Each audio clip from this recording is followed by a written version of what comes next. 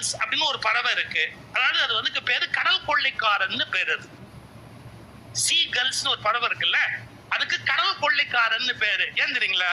உழைக்கவே உழைக்காது, உழைக்கவே உழைக்காது. அது என்ன பண்ண தெரியுங்களா?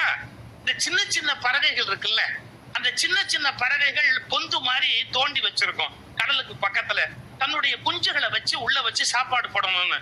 இந்த சின்ன பறவை அந்த கடல்ல ரொம்ப தூரம் பறந்து போய் ஒரு 2 மீன் அல்லது 3 மீன் கஷ்டப்பட்டு பிடிச்சு தன்னோட குஞ்சுக்கு கொடுக்கணும் அப்படின்னு எங்க சார் வரும்?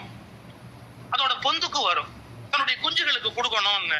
இந்த சீகல்ஸ் எல்லாம் ரவுண்டு கட்டிக்கும், பேட்டை ரவுடி மாதிரி. இதுங்க எல்லாம் வரிசையா நின்றுக்கும். இது உள்ள போக முடியாது, அது குஞ்சுக்கு அந்த மீனை கொடுக்க முடியாது.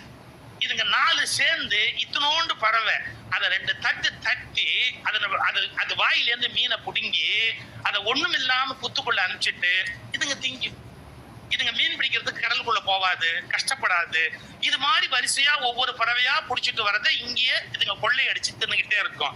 இந்த சீகல்ங்கிற பறவைக்கு இந்த குவாலிட்டிய ஏன் உள்ள வைக்கணும்?